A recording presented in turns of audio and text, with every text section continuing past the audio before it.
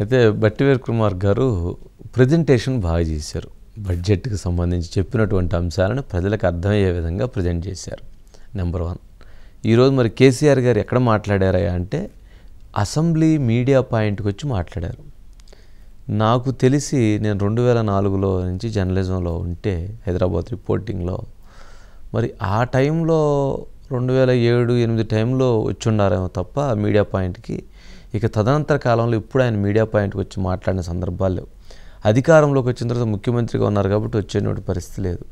First time ఆయన media పాయింట్కి వచ్చారు.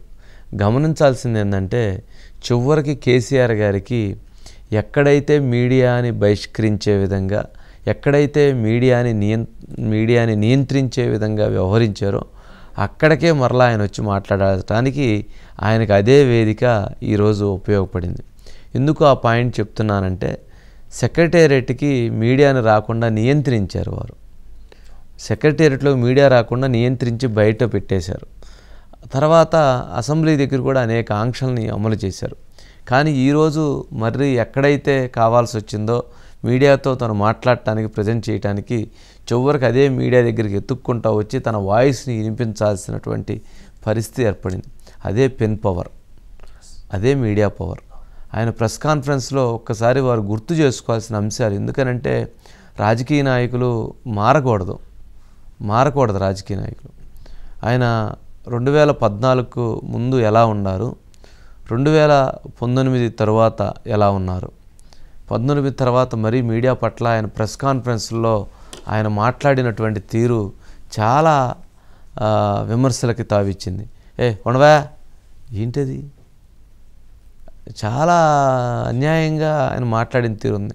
మరి అంత ఇసుక్కున్న మీడియాని, అంత ఒక ముఖ్యమంత్రి స్థాయిలో ఆయన ఎలా అయితే మాట్లాడకూడదు అలా మాట్లాడినటువంటి కేసీఆర్ గారికి ఇవాళ అదే మీడియా పాయింట్ అవసరమైంది, అదే మీడియా అవసరమైంది. అక్కడికి వెళ్ళి ఆయన దీనిపైన, ప్రభుత్వం పైన చీల్చి చెండాడతామని చెప్పటానికి అదే కావాల్సి వచ్చింది. సరే, చీల్చి చెండాడటం అనేటువంటి విషయంలో మరి కేసీఆర్ గారు ఏదైతే అనుకుంటున్నారో అంత తేలికగా అయితే ఉండదు. అవతల వైపు ఉన్నటువంటి వ్యక్తి, ముఖ్యమంత్రిగా ఉన్నటువంటి వ్యక్తి రేవంత్ రెడ్డి గారు.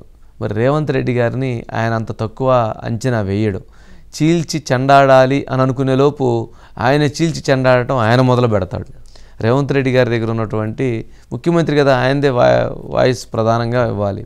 మరి అలాంటప్పుడు ఆయన మైక్ ఇచ్చినప్పుడు ఆయన తగ్గడం. అందుకని నిజంగా గనక కేసీఆర్ గారు అసెంబ్లీకి వెళ్ళి నేను ఏదో కొంత టైం ఇద్దాం అనుకున్నాను, వీళ్ళకి చేత కాలేదు, వీళ్ళ అసమర్థులు, వీళ్ళ అసమర్థ ప్రభుత్వం, అందుకని వీళ్ళని చీల్చి చెండాడేస్తాను అనుకుంటే ఆ లోపే బీఆర్ఎస్ పార్టీని రేవంత్ రెడ్డి గారు దాదాపు కొంత చీల్చి చెండాడటం మొదలుపెట్టారు. చీల్చి చెండాడటం అంటే రాజకీయంగా ఏంటి, ఎత్తులకు పై ఎత్తులు వేయటం, వాళ్ళని ఒక రకమైనటువంటి గేమ్ ఆడటం. అందుకనే 11 మంది ఎమ్మెల్సీలని ఆరుగురు అయిపోయారు, ఇంకొక 6-7 లైన్లో ఉన్నారు. అట్లాగే ఎమ్మెల్యేలని 7 అయిపోయారు, ఇంకొక 5 లైన్లో ఉన్నారు. వాళ్ళందరినీ కూడా సర్దేసి ప్యాక్ చేసేసి తీసుకొచ్చుకునే పరిస్థితిలో ఉన్నారు. చీల్చి చెండాటం అంటే రాజకీయంగా అది బీఆర్ఎస్ పార్టీకే మనుగడ ప్రశ్నార్థమయ్యే విధంగా క్రియేట్ చేస్తూ ఉన్నారు. సరే, రాజకీయంగా ఎవరి వ్యూహాలు వాళ్ళకు ఉంటాయి. వీళ్ళందరికంటే బలమైనటువంటి రాజకీయ వ్యూహకర్త కేసీఆర్ గారు, ఆయన వ్యూహాలు ఆయనకు ఉంటాయి.